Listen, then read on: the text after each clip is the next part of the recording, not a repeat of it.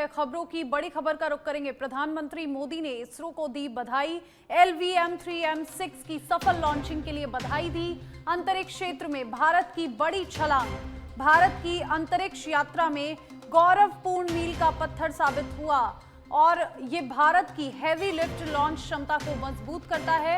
Global commercial launch market में हमारी बढ़ती भूमिका और ये आत्मनिर्भर भारत की दिशा में हमारे प्रयासों को दिखाता है। प्रधानमंत्री नरेंद्र मोदी ने इसरो को बधाई देते हुए कहा, हमारे मेहनती अंतरिक्ष वैज्ञानिकों और इंजीनियरों को बधाई। भारत अंतरिक्ष की दुनिया में लगातार ऊंचाइयों को छू रहा है।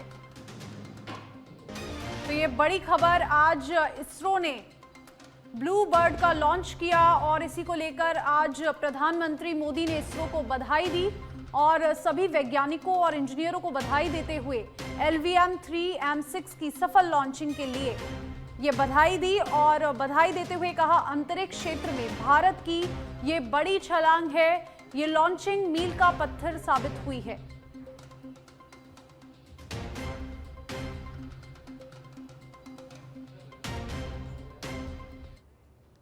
रक्षा मंत्री राजनाथ सिंह आज निजी दौरे पर आ रहे हैं। अजमेर दिल्ली से रवाना होकर 1:20 पर पहुंचेंगे किशनगढ़ एयरपोर्ट। वहां से सड़क मार्ग के जरिए 2 बजे आएंगे पुष्कर के एक रिजॉर्ट में। यहां आयोजित विवाह समारोह में शामिल होंगे राजनाथ सिंह और वर वधू को आशीर्वाद देकर 3 बजे लौटने का कार्यक्रम।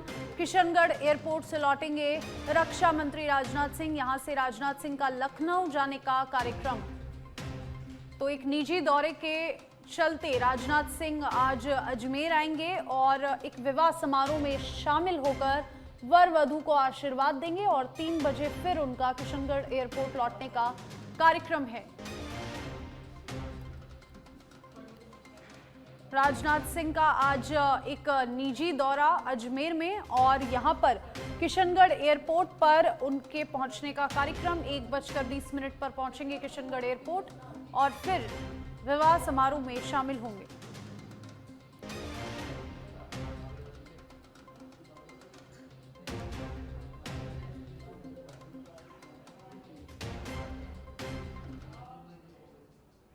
ख्वाजा गरीब नवाब का आज 814वां उर्स और दरगाह शरीफ में कांग्रेस अध्यक्ष मल्लिकार्जुन खड़गे की आज चादर होगी पेश। सांसद और अल्पसंख्यक विभाग के अध्यक्ष इमरान प्रताप गढ़ी चादर लेकर पहुंचे जयपुर। प्रदेश कांग्रेस और अल्पसंख्यक वर्ग के कई प्रमुख नेता चादर पेशगी के दौरान मौजूद रहेंगे। नेता प्रतिपक्ष जूली, राजनाथ सिंह, अल्पसंख्यक विभाग अध्यक्ष MD चौबदार सहित कई नेता आज मौजूद रहेंगे। विधायक रफीक खान, आमीन कागजी, सलावत खान, हाकम अली, जाकिर हुसैन गेसावत भी आज मौजूद रहेंगे। कांग्रेस नेता धर्मेंद्र राठौड़ और अजमेर शहर जिला कांग्रेस कमेटी के अध्यक्ष डॉक्टर राजकुमार जयपाल, देहात जिला कांग्रेस कमेटी के अध्यक्ष डॉक्टर विकास चौधरी भी होंगे कार्यक्रम में शामिल।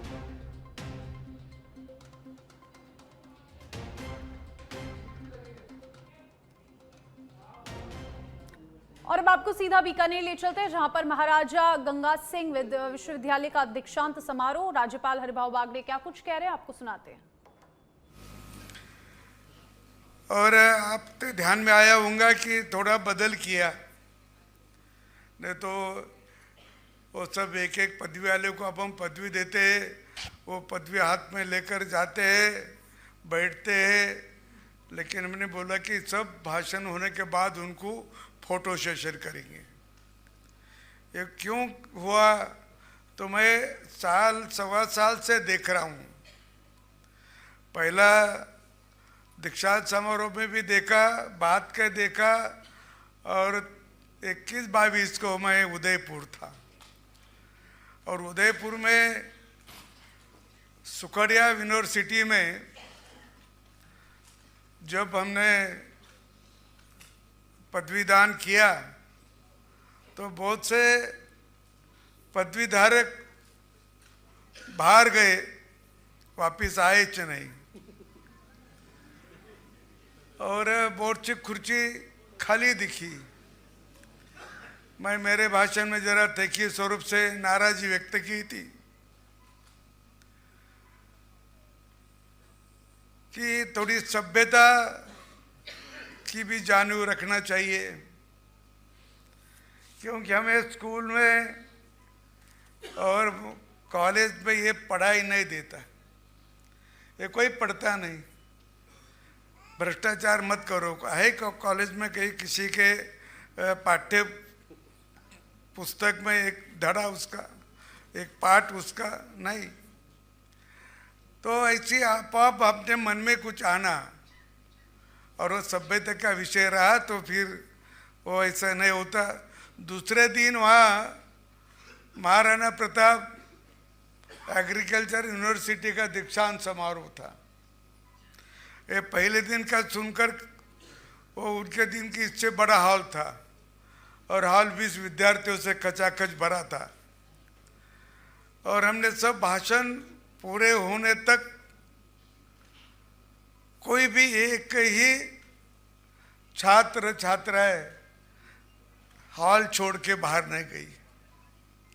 हॉल छोड़ के वही देखा मैंने उसको, वो सब विद्यार्थियों को धन्यवाद दिया और उनको प्रणाम भी किया कि आपने अच्छी सभ्यता का उपयोग किया।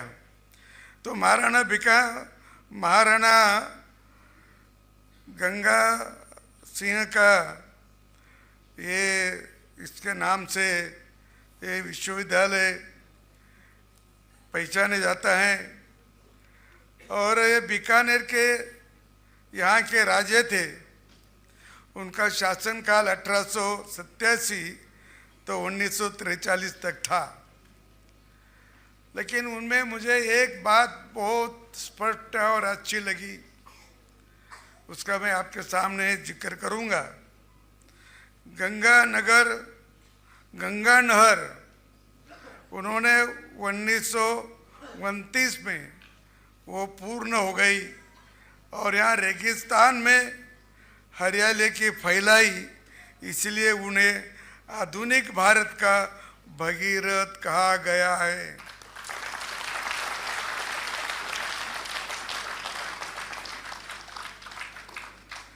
उन्होंने सैन्य योगदान, उन्होंने गंगा रिसाला ऊंटों की सेना बनाई, जिसने प्रथम विश्व युद्धों में महत्वपूर्ण भूमिका भी निभाई।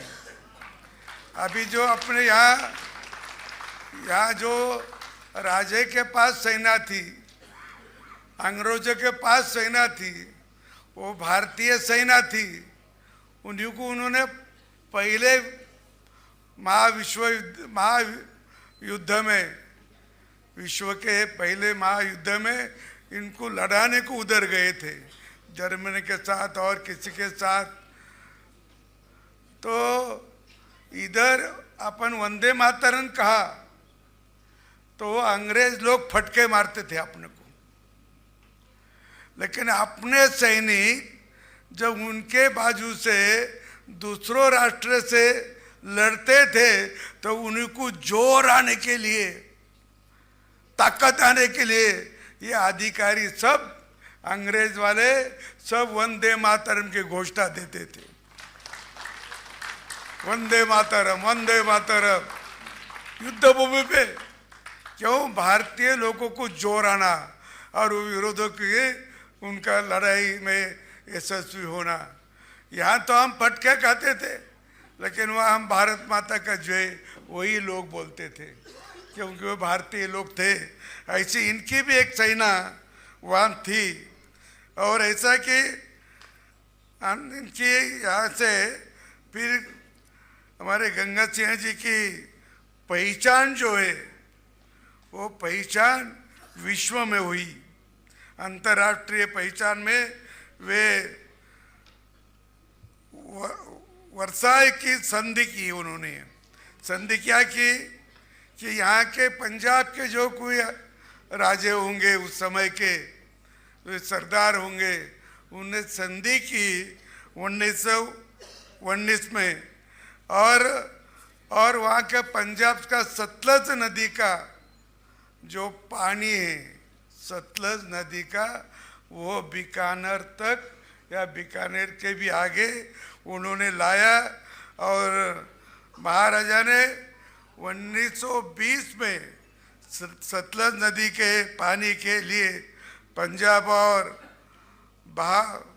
बहावलपुर रियासतों के साथ त्रिपक्षीय करार किया, संधि की और 1927 नहर का काम पूरा हुआ। वो कितना काम था वो नहर का मुख्य नहर का काम है 272 माइल यानी 437 किलोमीटर और वितरिका का काम है लगभग 4000 मील 6440 किलोमीटर। इतना लंबा उस समय किसी के देश पे नहीं था। विश्व में यही एक पहला काम है कि नहर इतनी लंबी और इतने गांव को उन्होंने पानी दिया।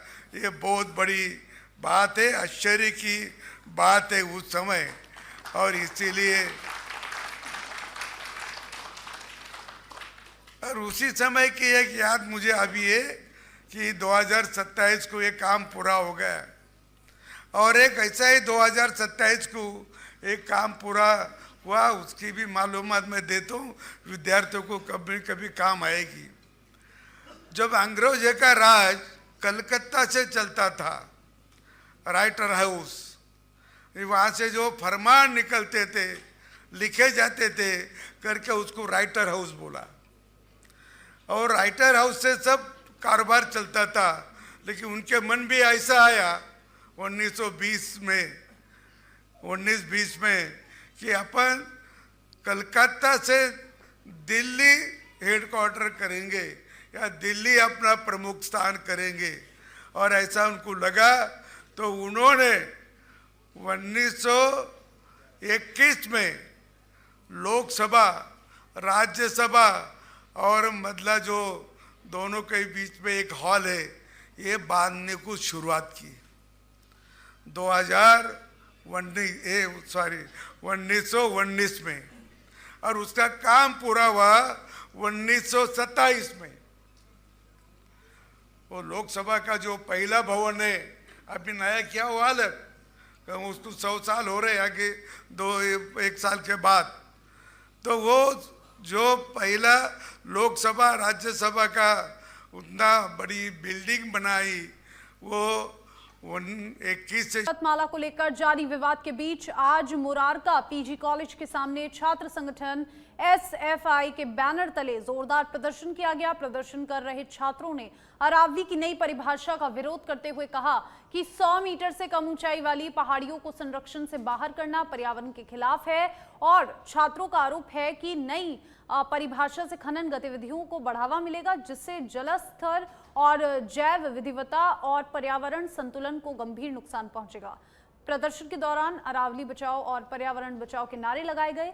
एसएफआई नेताओं ने चेतावनी दी कि यदि सरकार ने अरावली के संरक्षण को लेकर ठोस कदम नहीं उठाया तो छात्र आंदोलन को और तेज किया जाएगा। प्रदर्शन शांतिपूर्ण रहा, लेकिन छात्रों का रुख पूरी तरह से सख्त नजर आया।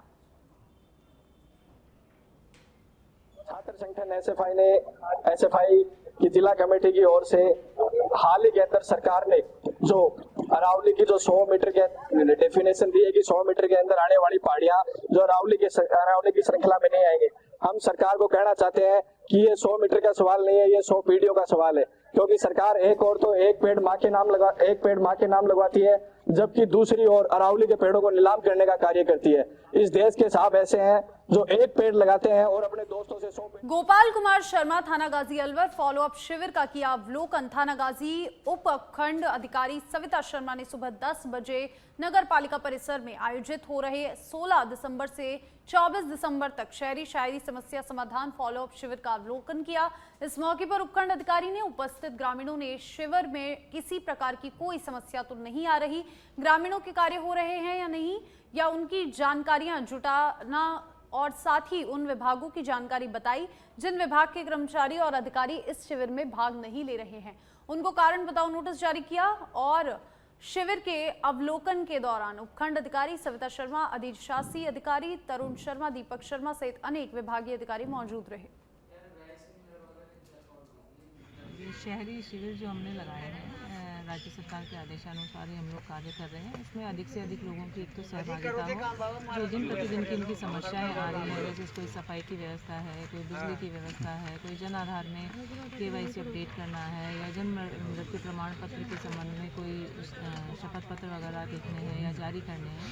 तो डे टू डे की जो भी दिन प्रतिदिन की इन समस्याओं का हम तुरंत समाधान कर सकते हैं।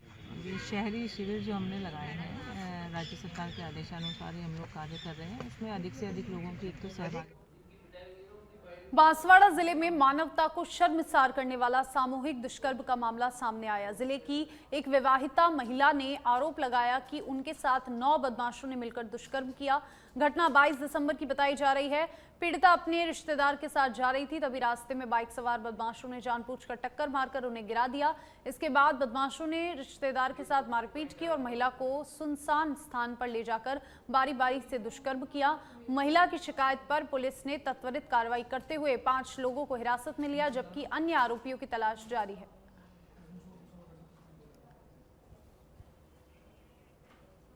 हाँ, ये एक महिला और वो अपने जीजा के साथ में अपने घर की तरफ जा रहे थे। तब रास्ते में 2 मोटरसाइकिल वाले आए और मोटरसाइकिल के टक्कर मार के नीचे गिरा दिया और महिला को जबरन पकड़कर जंगल में ले गए। 2 और अन्य व्यक्ति और थे साथ में, उन्होंने उसके साथ बलात्कार खोटा काम किया है। और इस बारे में तुरंत सूचना मिलते ही महिला का, पीड़िता का तुरंत मेडिकल बोर्ड से मेडिकल करवाया गया, उसके अच्छे से इलाज करवाया गया और मुकदमा दर्ज करके तुरंत उसमें कार्रवाई की गई। पूरी रात भर इधर उधर जगह पे। भिवाड़ी से खबर है। भिवाड़ी औद्योगिक क्षेत्र में मजदूरों पर बर्बरता, मैनेजर की गुंडागर्दी उजागर हुई। प्राइवेट लिमिटेड कंपनी एक बार फिर विवादों में घिरी। 2 महीने से लंबित वेतन की मांग को लेकर शांतिपूर्वक प्रदर्शन कर रहे श्रमिकों पर हमला। कंपनी प्रबंधन ने दिन दहाड़े लाठी, डंडों और लोहे की रॉड से किया हमला।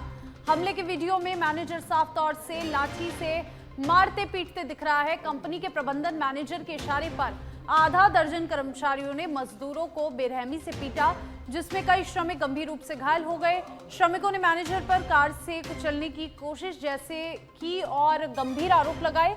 घटना के बाद कंपनी गेट पर सैकड़ों मजदूर जमा हो गए और नारेबाजी करने लगे। सूचना पर UIT थाना पुलिस मौके पर पहुंची और मामले की जांच की।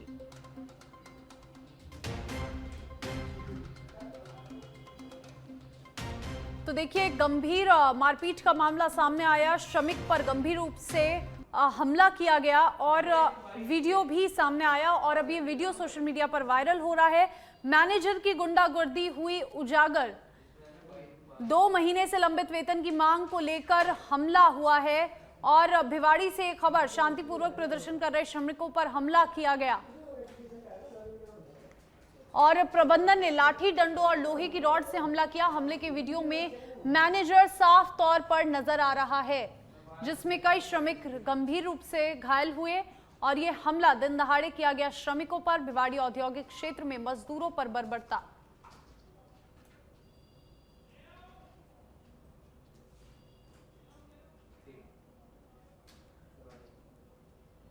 पटेल है जी। मैं यहाँ खड़ा था, कंपनी 2 महीने से पेमेंट नहीं दे रही है। मैं यहाँ और सारे वर्कर हमारे जो कंपनी के हैं वो यहाँ पे खड़े थे जी। यहाँ पे खड़े होके मैनेजर साहब आए और उन्होंने कहा कि ड्राइवर के ऊपर गाड़ी चढ़ाओ। मतलब मैं खड़ा था तो गाड़ी रोकी नहीं उनने, गाड़ी चढ़ाने को उनने बोला। इतने में मैनेजर साहब उतरे, उनसे थोड़ा मुंह बहस हो गई आदमी की और भी लेबर थी सारों की। बहस होने के बाद वो अंदर से गए और डंडा निकाल के लाए। उनके कुछ स्टाफ कर्मी भी थे उनके साथ जो अभी न्यू ज्वाइनिंग हुए हैं, वो सारे आ गए। डंडा अंदर से लेके, कोई रॉड लेके आया लोहे की। और यहाँ सारी कितने आदमी के चोट लगी आपके? हमारे कम से कम 7 आदमी हैं जिसके चोट लगी है। आपके भी चोट लगी? क्या नाम है आपका? किस तरह की आपके साथ घटना हुई? मेरा नाम प्रदीप पटेल है जी। मैं यहाँ खड़ा था। और सीकराय से खबर है। सिकंदरा कस्बे में एक ही रात में 2 जगह चोरी की वारदात। मुरारी लाल एंड कंपनी में चोर ने दिया वारदात को अंजाम। चोर ने दुकान में लोहे की खिड़की काटकर किया प्रवेश और दुकान से करीब 6,000 रुपए नगद अन्य सामान चोरी होने की सूचना मिली है। चोरी की पूरी वारदात दुकान में लगे सीसीटीवी कैमरे में कैद हो गई। सीसीटीवी में चोर दुकान के अंदर घूमता हुआ साफ साफ नजर आ रहा है। इसी रात पास ही एक डॉक्टर के यहाँ भी चोरी की सूचना सामने आई। सिकंदरा कस्बे में 2 घटनाओं से कस्बे वासियों में दहशत का माहौल है। सूचना पर सिकंदरा पुलिस मौके पर पहुंची और मामले की जांच की। तो देखिए सीकराय से एक खबर जहां पर चोर सीसीटीवी फुटेज में साफ साफ चोरी की वारदात को अंजाम देता हुआ नजर आ रहा है। चोर ने दुकान में लोहे की खिड़की काटकर प्रवेश किया और करीब 6,000 रुपए नगद अन्य सामान चोरी करके फरार हुआ। सिरोही के पोसालिया से बड़ी खबर आपको बता रहे हैं। पोसालिया मर्डर केस में परिजनों का अस्पताल के बाहर धरना। पोसालिया मर्डर केस में 38 घंटे के बाद भी खुलासा नहीं हुआ है। मृतक सुरेश के भाई ने मंगलवार को थाने में मुकदमा दर्ज कराया था। कानूनी कार्रवाई की मांग को लेकर ज्ञापन सौंपा था। मृतक के 22 दिसंबर को शाम 8:30 बजे मोटरसाइकिल को लेकर घर से पोसालिया के आजाद चौक अपने काम से निकला था। रात करीब 9:10 के बीच सुरेश कुमार पर जानलेवा हमला किया गया। परिजनों का आरोप है कि लकी वाल्मीकि और उनके साथियों ने षड्यंत्र रचते हुए इस हत्या को अंजाम दिया। 8 दिन पूर्व ही लकी व उनके साथियों ने सुरेश को जान से मारने की धमकी दी थी। इसके बावजूद समय रहते पुलिस ने कोई ठोस कार्रवाई नहीं की और 38 घंटे बाद भी इस मामले पर कोई भी खुलासा नहीं हुआ है, कोई कार्रवाई नहीं हुई है।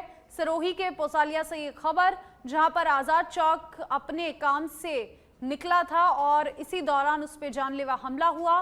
फिलहाल पुलिस इस मामले की जांच कर रही है। मुफ्ती साहब ने बोला था मुजरिम पकड़ के लाऊंगा, अभी तक मुजरिम का कोई कार्रवाई नहीं हुआ सर, मुजरिम पकड़ के नहीं लाया। और आपकी अभी क्या क्या मांगे है? 50 लाख की मांग है, एक सरकारी नौकरी दिया जाएगा। उसका माँ पिता का कोई कमाने वाला नहीं है, बुढ़ा है, वो खाली गरीब है, सब टूटा हुआ मकाम है सर, अभी तक कोई कार्रवाई हुआ हमारे नहीं हुई। और खबरों में फिलहाल के लिए इतना ही। आप देखते रहिए सच बेधड़क। नमस्कार।